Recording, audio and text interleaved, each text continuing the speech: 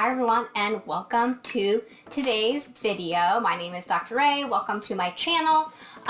Today I am filming a hurricane marathon. So here in Florida we are currently experiencing a hurricane, and so as long as I have power and the day off of work, we're going to film as many videos as we possibly can.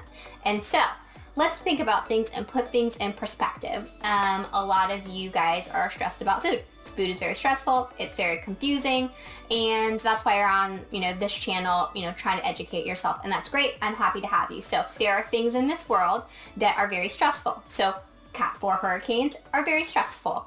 And potty training a new puppy is very stressful.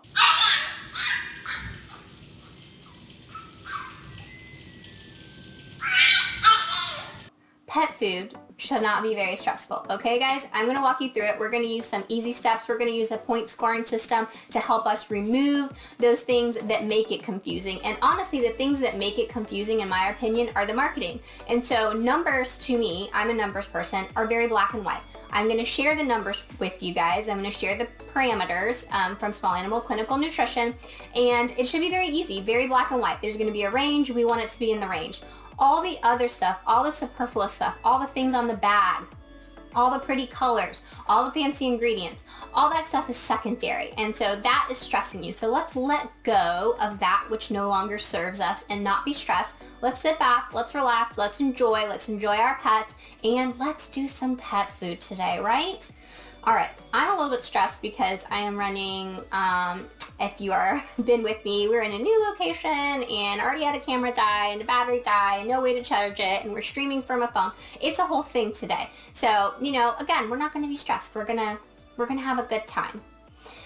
So, what food should we do? I actually have a whole list of foods that you guys have left me in the comments that you want me to review, and so today's a perfect day to try to start checking those boxes. A lot of them I've already done research on, I just haven't been able to share with you. So let's do one of the ones that I have been asked a lot is Open Farm. So let's go to Open Farm's website as long as we have internet. Let's see what they're about. So better ingredients from better places. I am not going to say ingredients are not important. Ingredients are important. Yes, obviously there are nutrients that come from certain ingredients that are beneficial and more beneficial than others. What I'm saying is individual ingredients should not be a higher priority than the nutrients they provide. So, yes, ingredients are important, but sacrificing nutrient levels and making the food outside of the recommended nutrient range shouldn't be, in my opinion, at the sacrifice because of fancy ingredients. So yes, the ideal food would have the perfect ingredients and meet the nutrient profiles, and that's honestly what we've been on the hunt for. And so, that's what we're trying to do, and we're going to use a point scoring system that will try to get our minds right. I invented this point scoring system to help us focus on the important things with the nutrients, and then once we find that food that hits that mark, then yes, we can dive into the things such as ingredients. But pet food companies, they like to use ingredients and fancy names and fancy colors and fancy terms like holistic and organic and cage-free and this, that, and the other. They like to use those terms to try to make you forget what is important, which is the nutrient levels. So as we go through this package and as we go through this website, I'm going to point those things out to you. They may be really important to you, and I respect that, and I get a lot of comments about that, and I do hear your comments, but I want to help put this in perspective. Let's not put ingredients ahead of nutrients, and so keep that in mind as we're going through these foods. So they're saying better ingredients from better places, and so already they're trying to harp on that. Where really we should say, I would like a food to say, we focus on nutrients, we focus on making the nutrient values the best, so that we can give your pet the best building blocks, the best tools to lead a long and healthy life. So that's what I'd like it to say, but they never say that because that's not good marketing. All right, let's see what the best sellers are now. They have cat and dog, so we're going to do cat and dog on this one. May make for a little bit of a longer video, but again, we're in a hurricane. We have nothing else to do, so let's just dive in. This one looks good. the wild-caught salmon and ancient grains recipe. Let's do this one. It says it's a premium kibble, got lots of fatty acids, typical of salmon food, fresh salmon, superfoods, ancient grains, overall health, free of peas, potatoes, corn, wheat, soy, and legumes. The whole thing with the peas, potatoes, and legumes has to do with the issues with grain-free diets and ongoing research that it can cause dilated cardiomyopathy. I do have a video on that, which I will pop up here somewhere, and you guys can check it out if you have questions on that. We're not going to go into that in this video, but that video is there for you if you'd like to be up to speed on that. Let's check out the package here. So, pretty simple package. It's got quinoa and pumpkin. Ethically and sustainably sourced. Again, that's a marketing thing. If that is important to you, obviously that is there, but as far as nutrition goes, and that's what we're focusing on this channel is nutrition, that has no bearing on the nutritional adequacy of this food. Can we zoom into this at all? Not really. We will get to price in a minute. Here's a picture of the kibble. It's just a regular kibble. I will say I do like it when they don't put too much dyes and things like that. You'll see foods that's like green and orange, and they want, visually for you to think it's peas and carrots, but it's not. It's just dye. This one doesn't do that, so I do like that. The back of the package, you can see they spend a lot of time on marketing here. So our farm-to-bowl ingredients, the entire back of the package is nothing but marketing. There is absolutely nothing on this part of the package that means anything to us. It doesn't talk anything about nutrients. It just talks about marketing stuff like ingredients. So usually if they're going to have something, it's going to be on the side of the package, really, really small. It's going to take up a really small amount of real estate. Let's see. They have a little trailer. Let's watch this first. Hi, I'm Megan, Senior E-commerce Manager at Open Farm. My pup's health is top priority, and for me, that involves finding a more holistic solution for his everyday meals. All right, I'm gonna stop it right there. Holistic solution. And so everybody has in their mind what they feel like holistic means. I will tell you, as far as pet food goes and pet food marketing, there is no definition for holistic. And so anybody can use that term holistic and put it on their package and get away with it, at least legally. So think of the most bottom shelf food that nobody would ever feed, like Uncle Bob's roadkill diet. They could put holistic on there and it would be perfectly fine. And so it could be Uncle Bob's roadkill diet, the holistic formula, and they could put that on there. So think about that. That term holistic is being thrown out simply to suck you in. It has literally no meaning as far as pet food goes. They know that everybody has in their mind a positive connotation for the word holistic, but it literally means nothing. So marketing thing right there. Guinness has a picky palate, but loves our line of ancient grains recipes that are rooted in wholesome and nutritious ingredients. Today we're going to show you There we go, back on the ingredients, wholesome and nutritious ingredients, but do those ingredients provide the appropriate nutrient levels? We're going to find that out. why this delicious recipe is a balanced and great option for your best friend. Premium nutrition starts with the cleanest, ethically sourced ingredients. That's why the first ingredient in our ancient grains recipe is humanely raised meat or wild-caught fish. Nothing wrong with that. I'm fine with, humanely raised meat and wild-caught fish. You'd have to call the company and find out what exactly their definition of that is, because there probably is different meanings to what certain people think is humane. So that's something there to consider. So a little bit of marketing there. In fact, we've made sure that 90% of protein in our ancient grains recipes come from animal ingredients, all of which are antibiotic and growth hormone free. On top, I have a split message. I have a split feeling about antibiotic and growth hormone free. I get what, the deal with that. And I can see it from a veterinarian standpoint and from a public health standpoint. Antibiotic free, people are worried that the antibiotics are getting into the food chain and causing issues with antibiotic resistance. I don't know in a cooked kibble if the antibiotic, from the animal makes it through into the kibbling process. I don't know that. But from a veterinary standpoint, as far as a food production, my feeling on food production, if an animal is sick, and that includes a food animal, and that's how a lot of veterinarians can practice food animal medicine.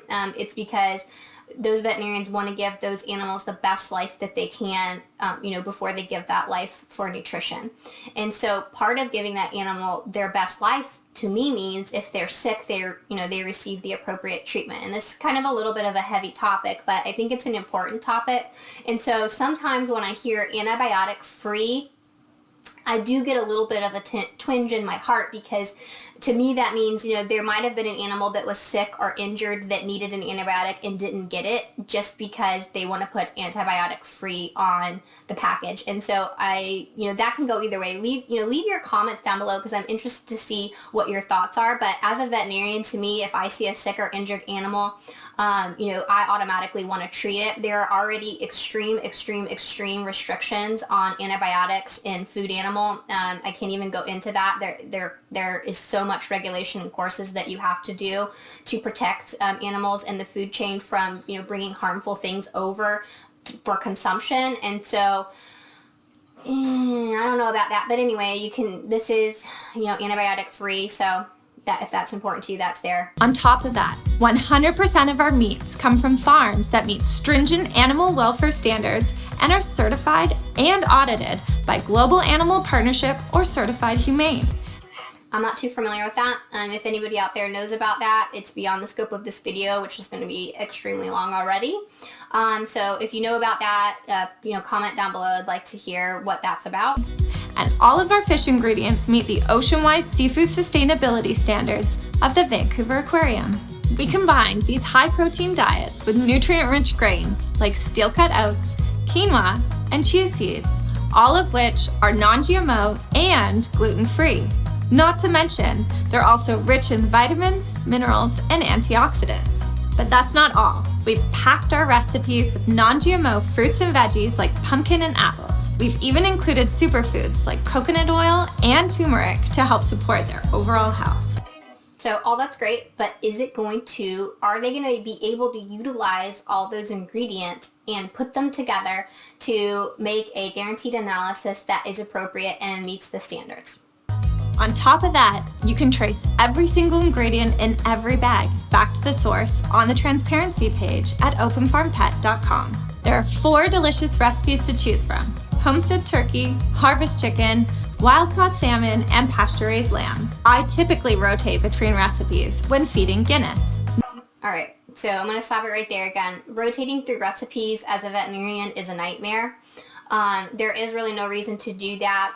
When you rotate recipes and you expose your pet to multiple protein sources and multiple ingredients, what that actually does is set them up for food allergy. It also sets them up for GI upset.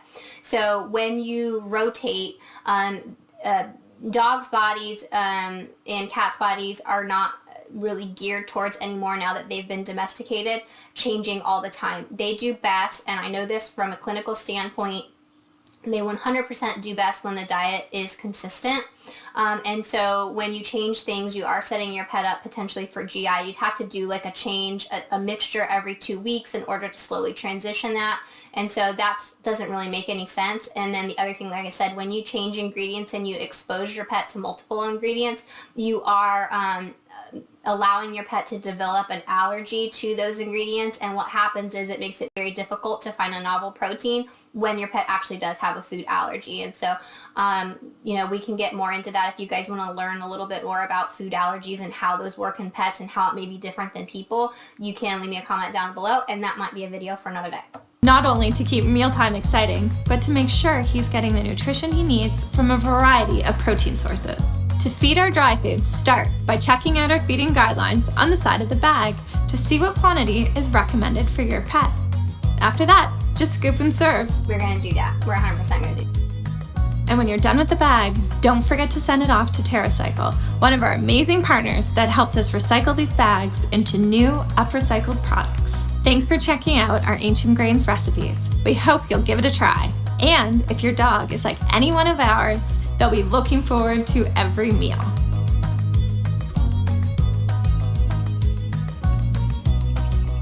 All right, that was interesting. Didn't talk anything about nutrients though, so we are going to have to dive into that. Didn't talk about the AFCO statement. Didn't talk about the things that we're going to include and think is important in our, in our evaluation. So, Let's see. We're not going to look at the full ingredient list. We already kind of got an update on that. Let's go to the, okay, guaranteed analysis is here. 3745 kcals, metabolizable energy per kilogram. That's important because it needs to be close to 4,000 in order for us to compare it to the standards, which it is. There's 424 kcals per cup. That's going to be important for the feeding guide. Now, here we've got the guaranteed analysis list, which is, wonderful. It's all here, but it is minimums and maximums. And so that is going to be a little bit not what we want because, like, for example, crude protein minimum 26, it could be more than 26, just can't be less. And so as we have talked about, too much protein is a bad thing. And so we really do want to get the exacts here. And I'm pretty sure I looked it up and it is on this website. Yeah, it is. So it's right here. So this little informational sheet is pretty much everything that we need, nicely packaged. So I really do appreciate that. And they talk about transparency and, all that stuff. All that stuff is good. We're going to go over here to the left side. These are exacts. And so you can see right here where it says calories from protein, 29. They listed 26 minimum, but it actually is 29. And so I don't know why... I don't know why they do that. I don't know why they don't just list what it is. Maybe it has to do with, getting penalized if it's not exactly right every single time. So they just let them put a minimum. Maybe they're off one day. But, that's this here. Now you can also see that it says on an as-fed basis. Ideally you want it on dry matter. It is going to be listed on the right side on a dry matter basis. And that's important too because all food has a moisture content. And they're different. And so canned foods can have a different moisture content than dry food, and even dry foods have moisture in them. And so you can see here the moisture of this food's 8%. The standards are on dry matter basis. And so by converting it to dry matter basis, which they've done, I do have a video on that as well if you want to do it at home, this you can see changes it even more. So on the bag, it said 26%. On an as-fed basis, it was 29.5% for protein, and then when you get to a dry matter basis, it's actually 32. And so you can see there is a continuum there, and so what we want to do is we just want to fast forward over here to the dry matter basis. We're going to pull up our standards in my video tools. All right. So crude protein, according to Small Animal Clinical Nutrition, which is a textbook that's linked down below, you can read through it, you can reference it, it's a free link. Well-established, widely accepted textbook. I don't make these numbers up. So, there's that. Protein should be between 15 and 30% for optimal adult, regular adult dog maintenance. And so they're going to be in excess there at 32%. So slightly in excess, but it is in excess. And excess protein is not stored. It's not utilized. It is processed and it needs to be discarded. And how it is discarded is through the kidneys. So if you're constantly asking the kidneys to do more work than they need to, you are going to run into problems later in life. And so keep that in mind when you are feeding a food that is touting high protein. That is not necessarily a good thing, but they're more concerned on a lot of times marketing because they know protein is a buzzword. So they tend to say, okay, we're high protein, and that's not necessarily good. So they lose a point on the protein. Calcium should be between 0.5 and 1. Down here, their calcium is 1.79, and that is very excess. And usually the calcium goes hand in hand with the phosphorus. The phosphorus should be no more than 0.8, and that is 1.4, so extremely excess. And so excess minerals is extremely not a good thing. They never talk about minerals. They never talk about minerals because it is not a, fashion ingredient. It's not a fashion nutrient, and so it usually gets swept under the table, but it really is very important because calcium and phosphorus, if you think about it, I live here in Florida. We have a lot of hard water. And what does hard water do? Hard water clogs your drains. It's really annoying. It ruins your coffee pot. You get scale on your windows. Hard water is horrible. So think about this. What is hard water? It's basically calcium. And so think of giving your pet excess minerals of calcium and phosphorus. The drains of your pet's body are going to get clogged up. And so what is the drain of your pet's body? That's the kidneys. And so excess calcium and excess phosphorus is going to clog up those drains. And so that's going to lead to issues with kidney function. Now, if your pet already has a problem with kidney function, your pet already has a problem with stone formation, you're going to run into some issues here because these numbers numbers are very high in excess, so you're going to lose 2 points on that. So we're already negative 3 points here. Next nutrient we want to look for is the fat. So fat here, 16.74. We want the fat between 10 and 20, and so we're fine. You're going to get a point there. Fiber needs to be less than 5% for optimum. They're at 2.17, so they're going to get a point there. So 2 points here. They're missing out.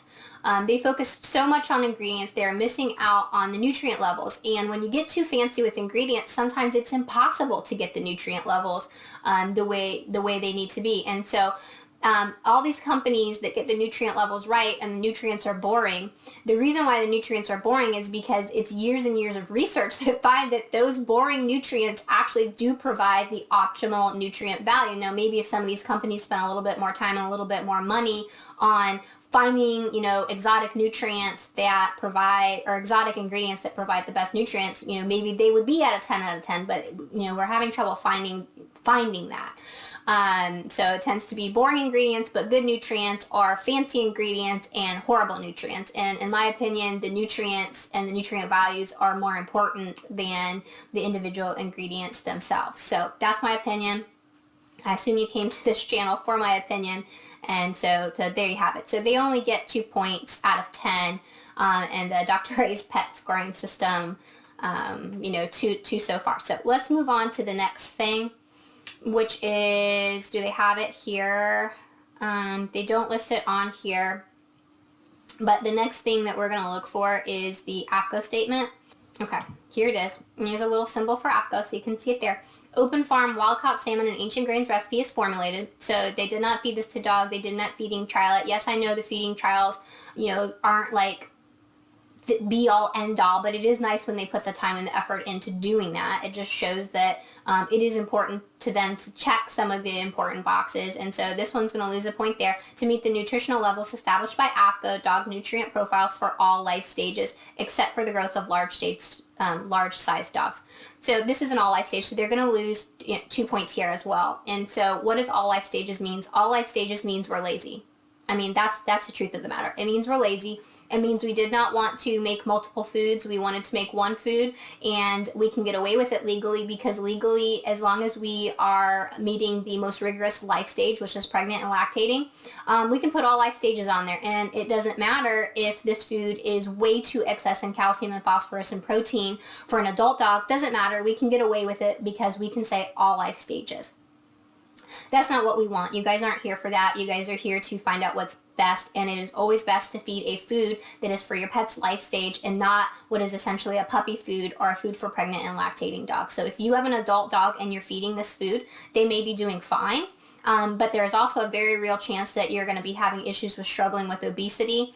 You're going to have issues with, maybe the calcium and the phosphorus being too excess and kidney issues in the future. And so all life stages is a no. They are going to lose 2 points here. So far we have only gained 2 points, and that is for fiber, which is not really important to most people, and fat. So we're going to keep on keeping on. We are going to go to the feeding guide. Let's go to the feeding guidelines. So we are going to use 20 pounds. They do have a less active and a more active category here. And so when you calculate your pet's resting energy requirement, I need you guys to, if you're not familiar, check out the video on how to calculate that. We are not going to redo this calculation every video. If you want to know how to actually calculate it, please reference that video. It's a good one, if I do say so myself, and it will teach you how to do those calculations very simply. But basically what we need to do is we need to find out how many calories per cup this food is, which we already did. Maybe it was the guaranteed analysis. Yeah, 424 kcals per cup. So a normal dog that leads a pretty cush lifestyle, sedentary lifestyle, 20 pounds, they need about 363 calories per day. And there are multipliers for more active dogs. If you use the multiplier, it brings it up to about 480. And so again, I'm not going to do those calculations here today. Please reference that video if you want to learn how to do that exactly. But to speed things along, that is what we're going to do. So 424 24 calories. And for a 20-pound dog, it's 0.75. 318. Yeah, that's pretty close. I think that's pretty close. So that's going to be good. And then for a more active dog, they're saying 1.25. So 424 times 1.25. 530. Okay, it's a little bit lower than what I normally do, but it's pretty close. I think it's pretty close. So you're going to get a point for the feeding guide there. So they get another point. So up to 3 points, in my opinion.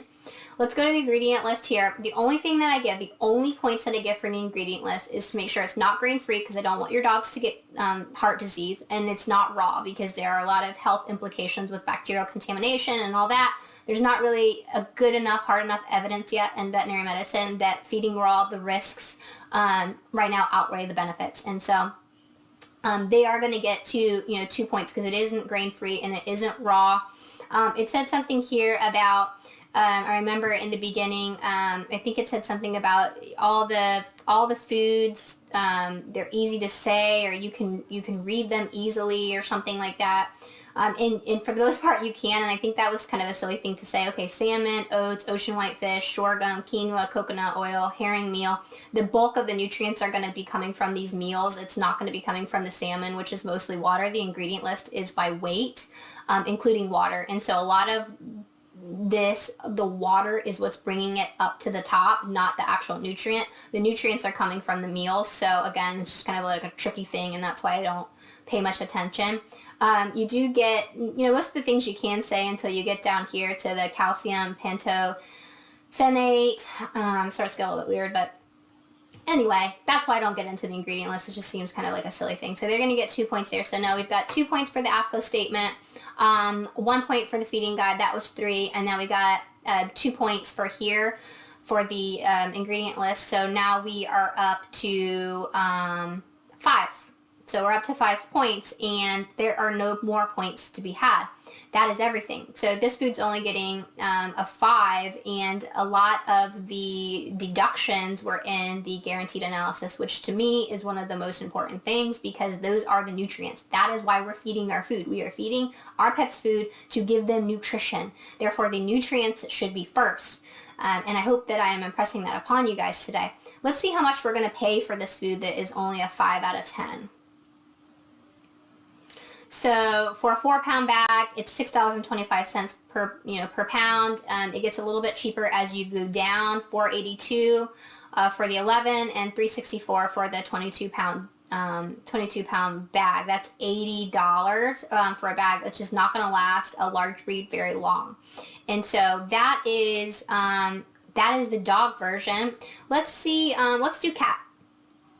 Because you guys ask me about cat a lot. Cats do have different nutrient requirements than dogs.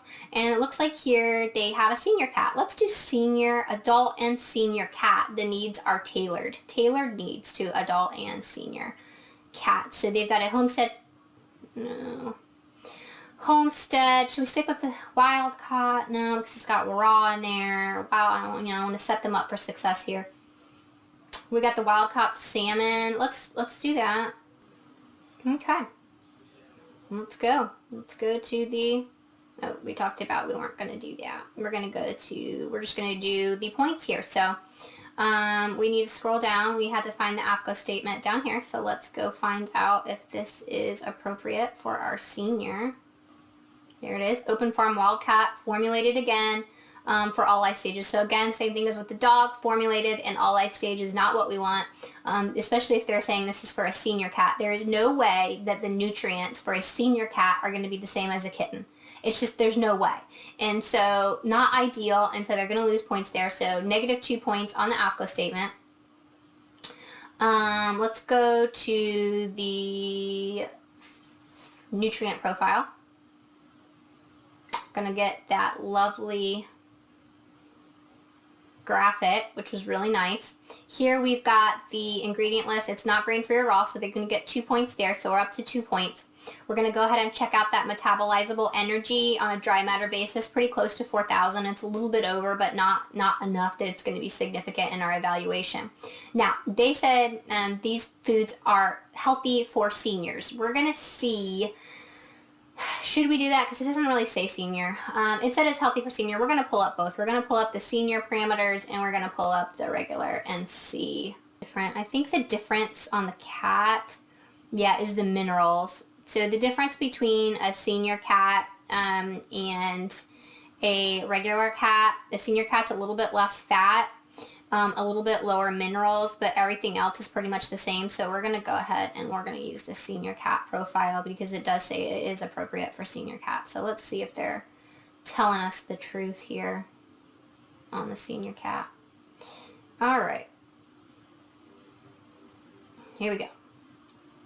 So protein, we've gone through the difference between guaranteed analysis, ASFED, and dry matter. We're going to go with the dry matter basis. It should be between 30 and 45, and it is. So I'm really happy about that. Super important in senior cats that we're not, overloading them on protein. So they get a point there. Calcium is another really important one, 2.34. Okay, so I said I was going to fix this on one of my last videos and I didn't. I'm missing a decimal point here. The calcium should be 0.6 to 1, not 10. So here the calcium at 2.34 is outrageous. It is outrageous for a cat. I could not, in good faith, ever recommend something for a cat that has that high calcium. Phosphorus at 0.7, 1.63. The fact that they're saying that this is a senior cat diet is absolutely ludicrous because this is so far off the standards for a senior, it's comical. But you see, there is no legal definition for senior. There's only a legal definition for the package, for them to be legally able to sell this and not be whatever marketing fraud or whatever, is all life stages, kitten, and adult. And so they can say all these things and not get in trouble for it. So that's that. Fiber should be less than 10. Where's our fiber up here? Fiber 2.17, so we're fine there. Taurine, let's see, do they list it? Taurine is essential in cats. It's the big thing in cats. Everybody likes to look at taurine, and really you should. 0.54, and 0.5 is what is fine. So the taurine is good on this one. And so they are going to get 2 points for the guaranteed analysis. They're going to get it on the protein, and they're going to get it on the fiber. So what are we up to? We're up to 4 points right now on the cat food. Let's do the feeding guide to see if we can round out what we are needing here. So feeding guideline for cats. Cats and dogs, again, you can check out the resting energy requirement in general for obese prone cats, which most domestic cats that sit around all day and just look out the window, they're going to be obese prone. A normal cat is going to need about 200 calories per day. So that's just kind of the quick way to do it. Let's see, I forgot what we said. 470 kcals per cup, and they're saying for a 10-pound cat, half a cup. So yeah, that's about right. That's about 200 for maintenance. So yeah, they're okay there. So they're going to get a point. So it's also a 5 on cat. Let's see how much cat is going to cost us. Wow, even more for cat than dog. Why? Cat is $7.50 per pound if you do 2 pounds, $7.50 if you do a 4 pound, and $5.75 if you do the 8 pound. So, wow, that's really expensive. The cat is more than the dog, and that is if you do the auto ship. If you do the one-time purchase, what happens if you do? Oh no, that is a one-time purchase. It's a little bit cheaper if you do auto ship, but still. It's still very expensive. It's, in my opinion, very expensive, and I know cost is a personal thing. Very expensive for a food that only gets a 5 out of 10. And so this is why I'm not even getting into the fancy ingredients and all the holistic and all that stuff that they talked about in the trailer. They didn't meet the basic nutrients that I think every cat should be and every dog should be afforded, from us as pet parents. And so I want the nutrients to be there first, and then the bells and whistles. It's like, I want my child to be clothed. I want my child to go to school every day in clothes. I don't care if I get those clothes at Walmart. My child is going to school clothed. Once I feel like, okay, I'm in a good place, my child is going to school clothed, then I can start worrying about putting name brand stuff and all that on my child. That's all bells and whistles. That's all superfluous. Most important, my child goes to school wearing clothes. Second, would be those clothes are, something fancy. And so kind of think of it that way. Make sure that you are thinking about it logically. I hope that's what I have shown you guys today. A really long video. If you like these longer videos, please let me know. I will put some timestamps to try to make it less shorter for people that aren't interested. But that is my breakdown of the open farm. A little note, I did note that the, actually now that I'm looking at it, I didn't realize it. It says that the one that we reviewed for the cat, the wild caught salmon, was actually grain-free. So now I'm going to have to downgrade. So the cat only gets a 4. Okay, wait, stop 1 second here. I actually messed up. I forgot about the fat and the guaranteed analysis, which was correct. So they actually get a 5. So, okay. Well, I hope you guys enjoyed this video. I hope you learned something. Leave me a comment down below. Let me know what else you want me to review. Let me know if you think I'm crazy. I'm sure a few of you will. And I will catch you guys in my next video. Bye.